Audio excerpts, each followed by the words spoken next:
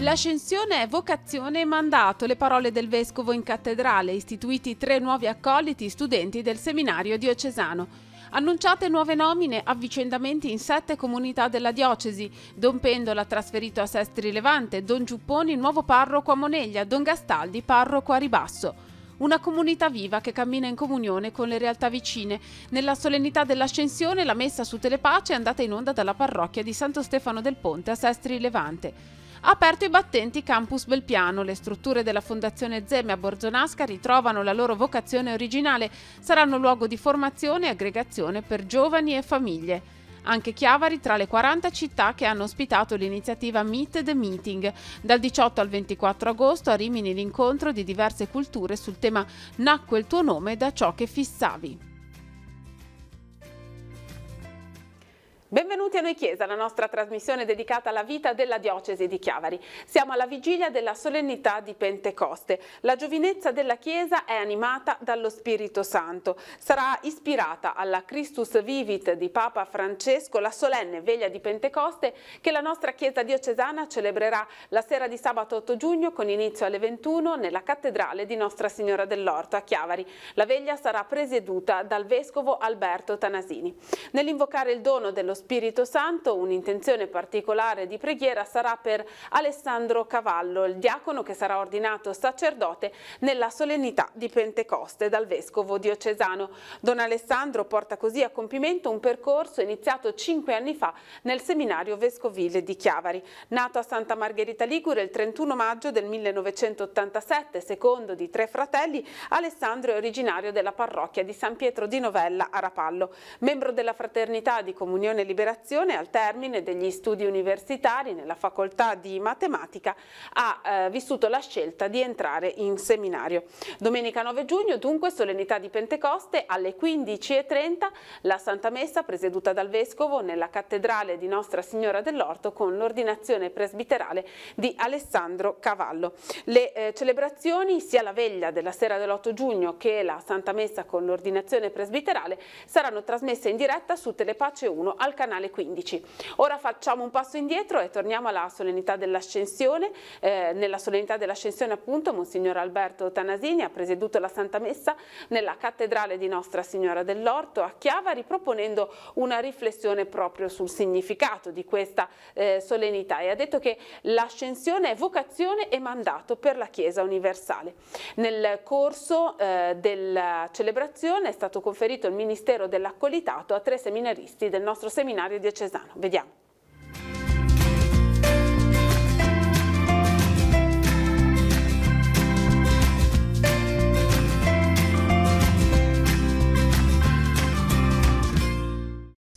La nostra vita è fatta per compiersi e non per esaurirsi, e questa non è una speranza lontana o una prospettiva impossibile.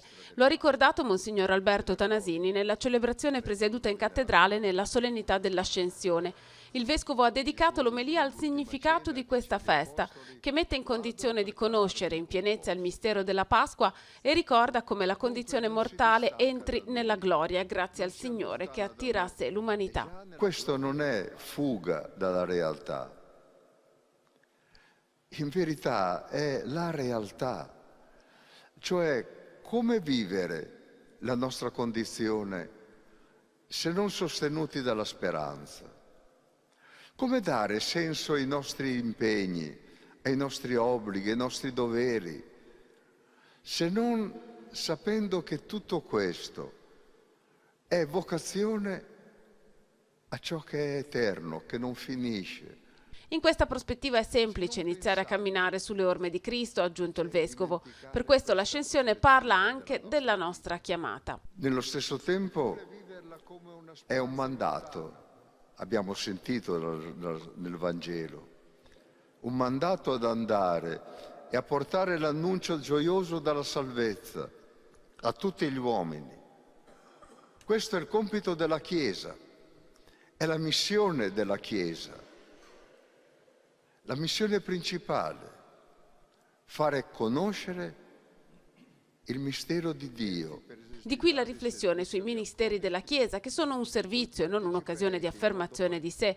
Una riflessione scaturita dall'istituzione, celebrata nella solennità dell'Ascensione, di 3 nuovi accoliti studenti del seminario diocesano: Simone Garibaldi della parrocchia di San Michele Arcangelo a Vignolo, Tommaso Mazza della parrocchia di San Giovanni Battista a Chiavari e Giovanni Vaccaro della parrocchia dei Santi Gervasio e Protasio a Rapallo. E nella solennità dell'Ascensione sono state annunciate nuove nomine per diversi sacerdoti della nostra diocesi, che coinvolgono 7 comunità parrocchiali del territorio. Vediamo.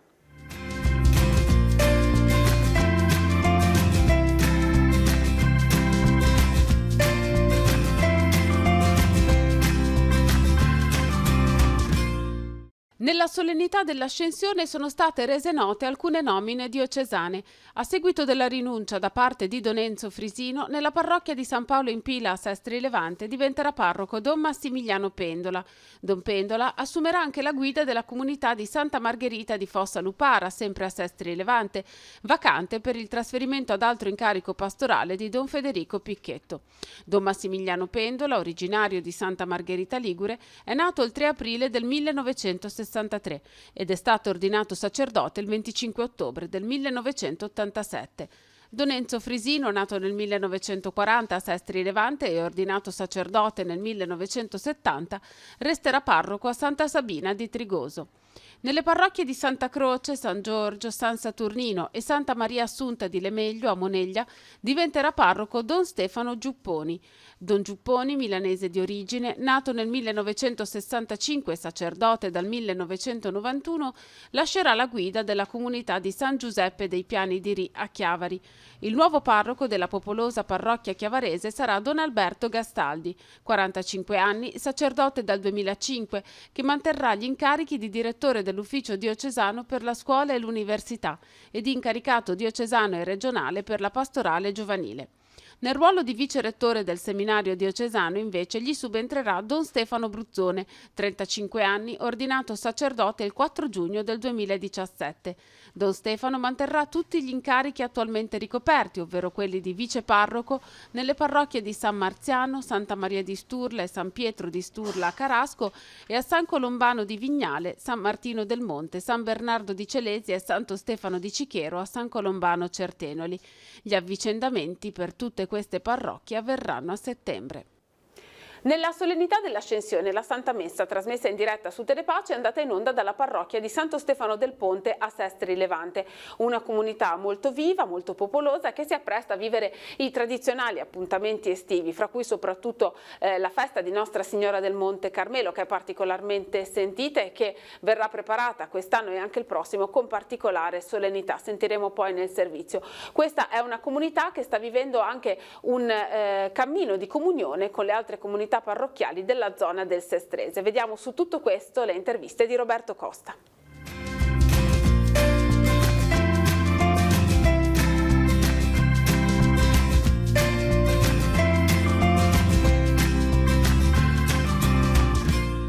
Il vostro impegno in parrocchia?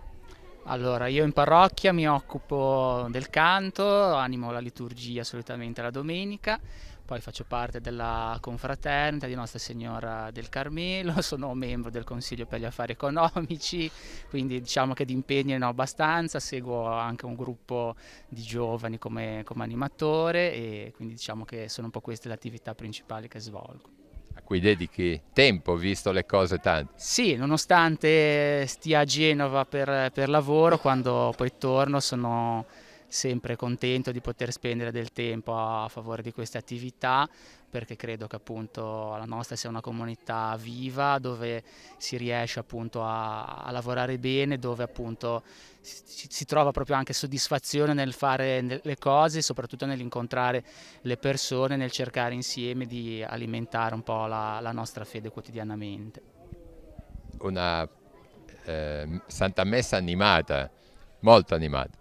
Sì, diciamo che nonostante la giornata di sole che induceva magari a spendere il tempo in altro modo, c'è stata una buona partecipazione, così come c'è diciamo tutte le domeniche, e è sintomo diciamo anche di una appunto una comunità che si riunisce la domenica attorno all'Eucarestia per trovare poi quel sostentamento per vivere tutta la settimana, quindi il fatto che sia una comunità viva è anche credo testimoniato proprio da questo.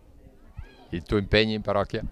Beh, io seguo i ragazzi in pastorale giovanile, quindi anche con gli educatori delle altre parrocchie della città di Sestri, poi educatore in oratorio e seguo anche il gruppo dei chirichetti, che quindi seguo un po', do un po' la via, avendo il passato da chirichetto anch'io. Ecco, raccontaci qualcosa, si dice sempre che si cambia magari di fronte a certe situazioni, ai miei tempi facevo così, invece quando eri chierichetto tu e invece adesso? Ma le cose non è che siano cambiate poi più di tanto, le modalità poi sono abbastanza le stesse. Con Don Pino avevamo iniziato il gruppo che iniziasse a vedersi più frequentemente e la cosa continua ancora adesso, quindi abbiamo diciamo aumentato l'intensità. Però poi le cose sempre le stesse. Diciamo che ai tempi di Don Andrea, quando io ero piccolo, c'era già stata una grossa innovazione, aggiornamento, quindi le cose sono simili. Facevi il chierichetto con Don Andrea? Con Don Andrea e per un piccolo periodo anche con Don Pino. Ti è rimasto un bel ricordo di quel periodo? Sì, assolutamente, bellissimo ricordo, anche poi è legato molto alla mia infanzia. Abbiamo visto diversi chierichetti qua stamattina. Sì, c'erano diversi chirichetti, non c'erano tutti. Ieri abbiamo fatto una gita, siamo andati fino a Punta Baffa e poi a Moneglia partendo da Riva e loro si sono divertiti molto e la cosa è piaciuta e comunque è utile perché stringe il gruppo. Sì, credo che sia molto bello avere anche al di là della domenica i vostri incontri questa possibilità di stare insieme. Sì, la domenica la messa della comunità è diciamo un punto di incontro di tutte le età, tutti i gruppi, però poi le varie attività durante il fine settimana, la settimana, sono quelle comunque che alimentano veramente lo spirito della parrocchia. Fabio, seminarista in servizio a Santo Stefano. Esatto, sì, dal settembre di 2 anni fa sono qui in servizio e la presenza di un seminarista nella parrocchia è segno concreto della presenza del seminario sulle realtà territoriali, in quanto parte della nostra formazione è dedicata al servizio pastorale. Questo perché? Perché il Vangelo si è incarnato in una comunità e quindi è la comunità che va seguita e va strutturata. Io qui a Santo Stefano aiuto assieme a Giacomo la gestione dei chierichetti la domenica con le varie loro attività e poi mi dedico al catechismo, quindi faccio l'attività di educatore, animatore e anche catechista con i nostri ragazzi, sia a livello parrocchiale che a livello cittadino di tutta la città di Sestri. Una Sestri molto unita. Sestri a livello di pastorale è molto unita, è una bella realtà molto. E credo che sia proprio il punto forza delle realtà di oggi, fare unione pastorale, si dice l'unione fa la forza, in questo caso l'unione fa la pastorale di forza, quindi questa è una bella cosa. Qua vicino a te abbiamo una catechista di Cavi di Lavagna, ammessa questa mattina qua a Santo Stefano, insomma Sestri arriva fino ai Cavi. Sì, esatto, sì. Poi noi ci siamo aggiunti a Lavagna perché vabbè, per una questione anche di confini e tutto, però comunque cioè, loro sono molto d'esempio perché comunque hanno secondo me un gruppo molto, molto forte e stiamo cercando un po' anche noi nel nostro piccolo, anche se abbiamo avuto un sacco di cambiamenti, però di cercare di fare un po' quello che stanno facendo loro qua.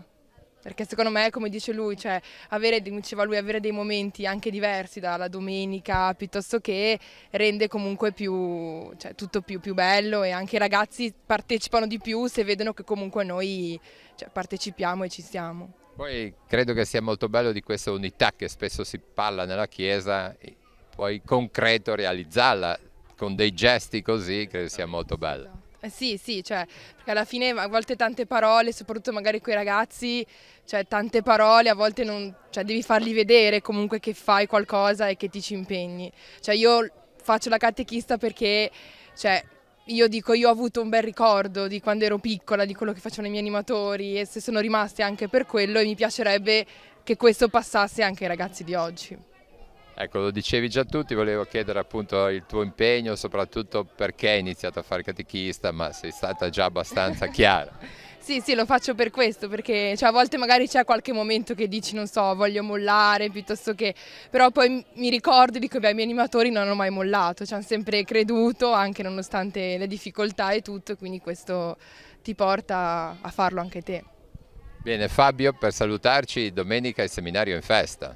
Domenica prossima sì, viviamo un momento di gioia con l'ordinazione di un nostro compagno, Don Alessandro, verrà ordinato sacerdote nella cattedrale di Chiavari e per la comunità del seminario è proprio un motivo di veramente grande gioia.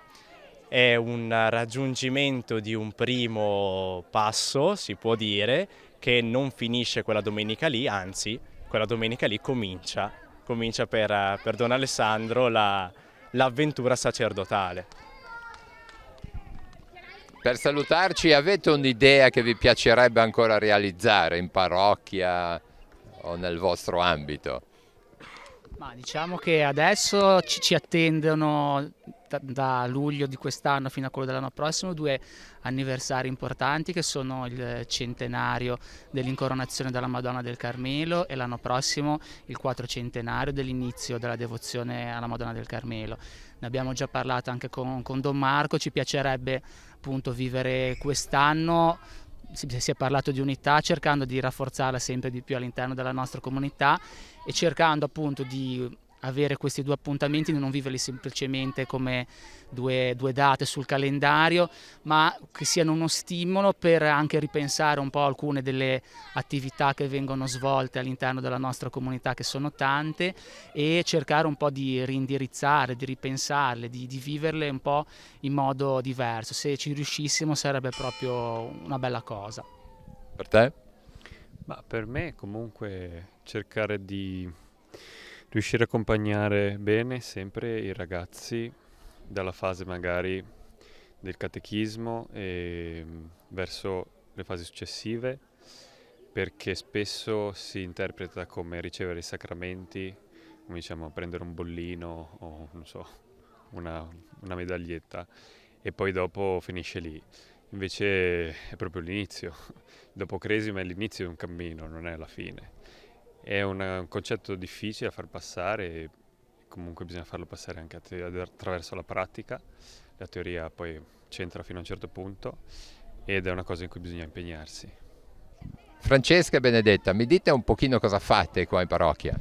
Ok, io seguo a catechismo la classe di prima media e dopo catechismo facciamo oratorio in palestra nella struttura che è giù di sotto vicino al campetto.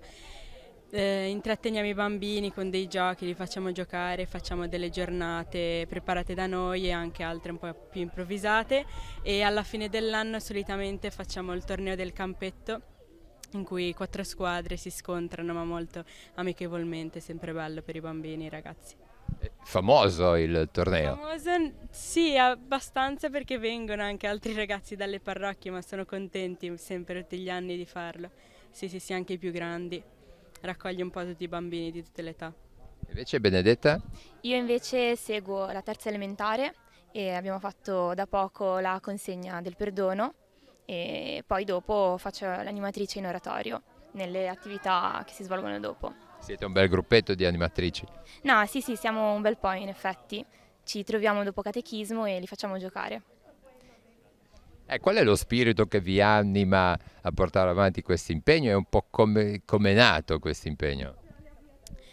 Allora, diciamo che sono stati molto i nostri animatori che ci hanno trasmesso questa voglia di accompagnare anche i ragazzi più piccoli in questo percorso, e anche perché c'è lo spirito anche di giocare che comunque è rimasto. Siamo un po' bambini anche noi. Però no, è molto bello perché vedi quanto quanto puoi ricevere dai ragazzi. È molto bella questa esperienza. Invece Benedetta? Tu venivi piccolina qua in parrocchia? Ma devo dire sì e no, nel senso che più no che sì, non venivo tantissimo. Poi ho iniziato a fare da catechista appunto a questo gruppo che ho preso in prima elementare e ho iniziato anche a fare da animatrice dell'oratorio. No, in realtà ho fatto prima l'animatrice e poi la catechista, se devo essere precisa. E di un po' quanti anni avete? E io ne ho 19. 19? Io 17. Insomma, avete ancora tantissimi anni di impegno, eh? No, sì, prevedo un lungo percorso. Sì, un pochino, dai. Don Marco, nell'omelia ci ricordavi che la parrocchia, la città, Sestri in questo caso, l'Italia, l'Europa, cambieranno nella misura in cui scopriremo un'attrazione celeste. Sì, io credo che oggi siamo stati, come succede sempre, più attratti da una caduta. Il famoso scienziato matematico è stato attratto dalla caduta di un frutto nel 1600 e ha scoperto l'attrazione terrestre, dimenticandosi però che quel frutto, per salire fin su, sopra la sua zucca, ha dovuto avere una spinta che l'ha portato su in alto, una spinta che è data dall'attrazione verso il cielo. Ed è questo il senso profondo del mistero dell'ascensione. L'ascensione non è guardare un Gesù, stare a guardare, come dicono quei due uomini in bianche vesti. Perché state a guardare? Il rischio che la vita religiosa sia stare a guardare, come un po' seduti in panchina, a vedere un po' questo, che qualcosa dal cielo ci piova addosso. E questo è il rimprovero invece di Gesù. Essere amici di Gesù proprio con la novità, questo spartiacque da prima di Gesù a poi al momento in cui siamo nati come Chiesa dall'ascensione del Signore, e non stare a guardare il cielo, ma a sentirci investiti dal cielo invece. Chiamati dal cielo, il cielo ci parla, ci chiama e noi sentiamo che noi veniamo da quel mistero di luce e quindi siamo chiamati dal cielo perché veniamo da quel mistero di luce, ed è per questo che cambierà il mondo se non cominceremo a guardare gli altri sempre col sospetto che siano sempre comunque cattivi, malati. È una Chiesa che si avvicina all'uomo credendo innanzitutto in sé, che nonostante le sue cadute ha un'attrazione celeste, e guardando il fratello proprio come fratello, non come nemico, come pericolo, come qualcuno che possa rovinare le mie tradizioni, le mie cose, e quindi non abbia dentro di lui un'attrazione celeste. È il tempo storico delle previsioni, sicuramente quelle economiche, però dicevi no previsioni, sì tanta fede.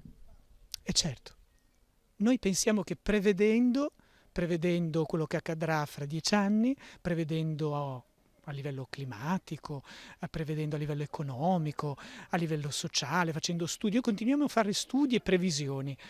Noi su questo, se riusciremo a fare la previsione giusta, potremo guardare il futuro. In verità il futuro lo si costruisce credendo, non prevedendo. Cioè credendo che il futuro lo cominciamo con i nostri atti di fede, credendo che è possibile un'amicizia fra comunità cristiane, costruiremo il futuro della Chiesa in Sestri Levante, credendo non nella competizione, non nel sopravanzare l'altro, ma credendo che con l'altro si possa costruire insieme. Il pianeta Terra potrà avere una previsione diversa se coloro che oggi abitano il pianeta Terra cominceranno a credere che possono essere fratelli e non nemici. La tanta burocrazia sarà perché siamo un pochino meno bravi? La tanta burocrazia tante volte viene invocata sempre come una cosa disastrosa. Tutti siamo bravi a stracciarci le vesti chiedendo meno burocrazia, e credo che tutti siamo consapevoli che ormai da anni è aumentata. Io anche solo da parroco, nel giro di un arco di 10 anni, tutti da 10 anni stanno dicendo meno burocrazia, ed è aumentata in modo spasmodico. E forse non ci siamo chiesti perché.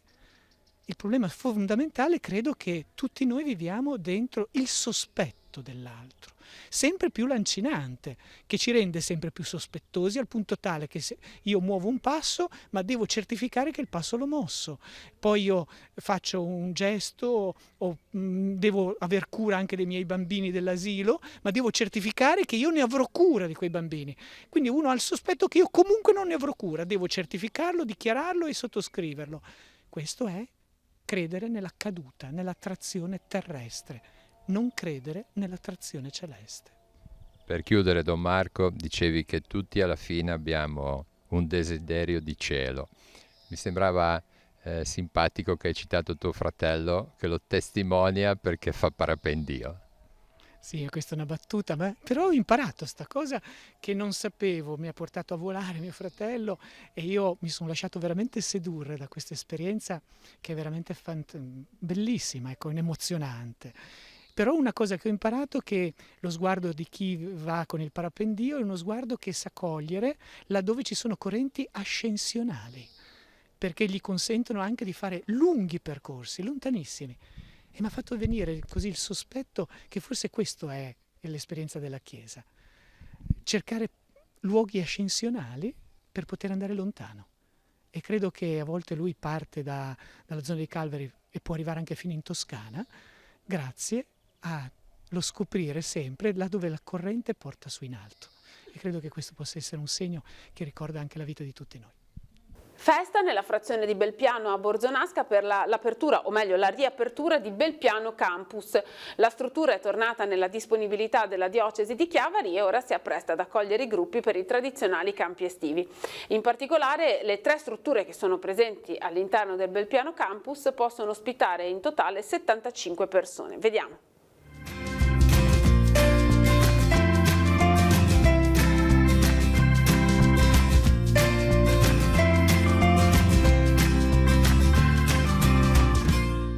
Sempre per i battenti il Belpiano Campus, una struttura rinnovata. Che cosa trova chi vorrà trascorrere qui un periodo della sua vacanza e non solo? Allora, per adesso trova tanto lavoro, adesso sto scherzando, ma mi vedete in abiti diciamo inusuali, stiamo mettendo a posto, ma stiamo facendo le rifiniture. Qui si trova pace, quiete, tranquillità, aria salutare e diciamo tanto posto per alloggiare. Avremo 75 posti divisi in 3 case, questo sia per campi parrocchiali e sia per famiglie, gruppi di famiglie, chi voglia venire a passare qualche giorno qui in tranquillità. I locali sono stati rinnovati, le strutture, le forniture all'interno dei locali sono completamente nuove. Dire completamente nuove no, ma abbiamo fatto un grosso lavoro di rimessa in ordine, di adeguamento, di aumento dei posti letto autorizzati, bagni, rinnovo di praticamente quasi tutta la parte delle masserizie e quindi diciamo non siamo perfetti perché siamo un po' in fatica a quei tempi e fra 15 giorni cominciano ad arrivare i ragazzi, però l'essenziale è stato fatto. Voglio ricordare anche i 2 bei campi da gioco che ci sono, uno polivalente e uno soprattutto da calcio, e un bel grande salone che permette di fare attività anche se fosse diciamo tempo un po' incerto, piovigginasse, e quindi c'è una piccola zona barbecue. Quello che è importante è capire che non è una zona in cui uno viene, si serve, fa più o meno quello che vuole, ma per entrare si fa la prenotazione, si chiede permesso, si vede anche di stare dentro, perché se ci sono già dei gruppi chi viene in presenza deve integrarsi con chi è già presente, e comunque credo che ci sia posto per tutti. Soprattutto ci sarà posto in agosto, il tempo delle ferie per chi non può andare molto lontano, e anche a settembre siamo praticamente quasi tutto libero, e quindi aspettiamo tante prenotazioni al mio numero personale. Poi c'è anche un custode, ma quello farà la sua parte. Quindi lo posso dire: 348 777 8134. La struttura vede anche il ritorno dei campi parrocchiali, dei campi diocesani, la diocesi si riappropria anche di questo spazio educativo che vuole essere, di qui anche il nome campus. Sì, non l'ho detto perché vi sembrava quasi scontato, ma abbiamo scelto questo nome proprio a indicare i campi di scuola. Una volta li chiamavano, chi li chiama vacanze, però sono momenti assolutamente formativi. Gli obiettivi per la fatica bella che stiamo facendo, che abbiamo fatto qui a Belpiano Campus, sono 2. Il primo, il recupero di una piena armonia con gli abitanti del paese e delle frazioni, perché non deve essere un'attività malgrado loro, ma con loro e anche a loro vantaggio. e contemporaneamente con la stessa importanza che fossero a servizio della pastorale giovanile, diciamo in senso ampio, comunque della pastorale, perché avendo dei numeri abbastanza importanti, questo potesse servire a vantaggio di chi ne ha bisogno. Il tradizionale appuntamento con il meeting per l'amicizia fra i popoli si svolgerà dal 18 al 24 agosto alla Fiera di Rimini. Quest'anno, come già era accaduto lo scorso anno, si è voluto lanciare l'appuntamento del meeting con incontri e una raccolta fondi in diverse città italiane. 40 le città che hanno ospitato questo appuntamento dal titolo Meet the Meeting. Fra queste città c'era anche Chiavari. Vediamo.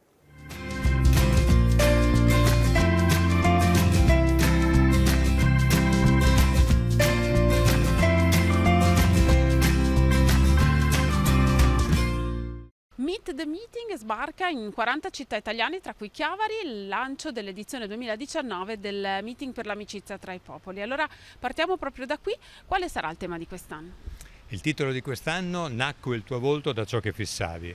È un titolo molto provocatorio che si inserisce proprio nella situazione odierna di oggi, una situazione in cui siamo determinati da una paura, da una diffidenza, dai timori. E che cosa può rimettere in moto la persona davanti a questa situazione così contraddittoria? La può mettere in moto qualcosa di positivo e soprattutto ciò che la persona guarda, può vedere. È questo che determina l'io che poi può mettersi in moto per ricostruire una civiltà. E questo in questo momento è fondamentale proprio perché vediamo prevalere parole come divisione, esclusione, diffidenza, paura. Che cosa può superare questo? Che cosa può superare questa solitudine? Dei fatti concreti che stanno avvenendo, delle persone che si mettono insieme e costruiscono. Il meeting anche quest'anno sarà un esempio di tutto questo, portando esperienze da tutte le parti del mondo. Quali saranno le chicche di quest'anno al meeting? Ancora una volta il meeting vuole affrontare le cose della nostra vita, dell'attualità di questo momento. Ci sono tantissime cose, il programma è densissimo, 200 convegni, 18 mostre, una ventina di spettacoli, tanti eventi sportivi, ma vorrei sottolineare alcune parole che quest'anno in qualche modo caratterizzeranno l'edizione. La prima è la parola io, e come dicevo abbiamo bisogno che la persona si ricostituisca e si può ricostituire attraverso uno sguardo.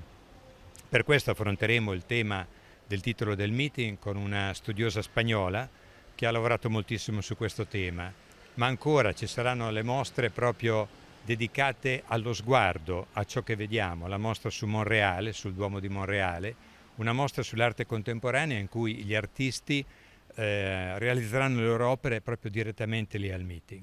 La seconda parola è Islam, è una parola che fa parte del bagaglio di relazioni e di rapporti che abbiamo intessuto in questi anni. Sulle orme del grande cardinale Toran e di Papa Francesco tentiamo un dialogo costruttivo anche con questo mondo.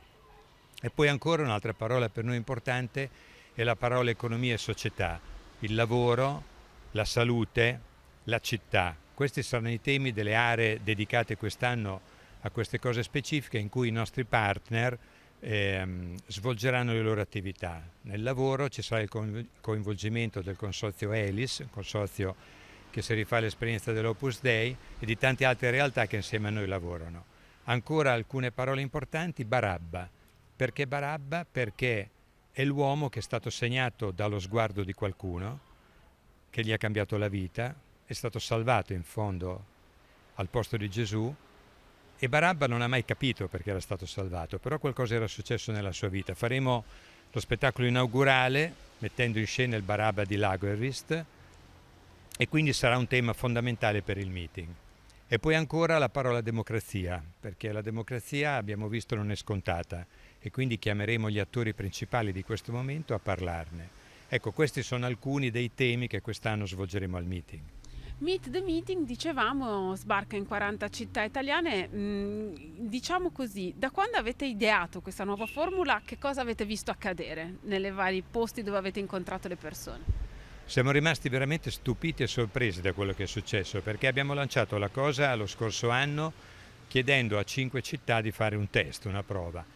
La proposta è stata accolta in maniera entusiastica, io ho partecipato a Meet the Meeting di Ascoli Piceno lo scorso anno. È stata una festa, l'incontro con tutte le persone del paese, il raccontare quello che stavamo facendo, e così abbiamo deciso di lanciare la cosa più in grande. Quest'anno hanno aderito 40 città, dove tantissimi volontari che durante il meeting vengono a prestare la loro opera gratuitamente, oggi animeranno queste tende, questa occasione di incontro, di relazione con le tante persone che conosciamo in Italia, e anche come occasione di raccolta fondi, perché il meeting ha bisogno di autofinanziarsi, e così abbiamo lanciato questa idea di una bottiglia di vino di buon Sangiovese Romagnolo per aiutare il meeting. Terminiamo così il nostro appuntamento settimanale con Noi Chiesa, il nostro viaggio alla scoperta della vita della diocesi di Chiavari. Grazie per averci seguito, ci rivediamo la prossima settimana.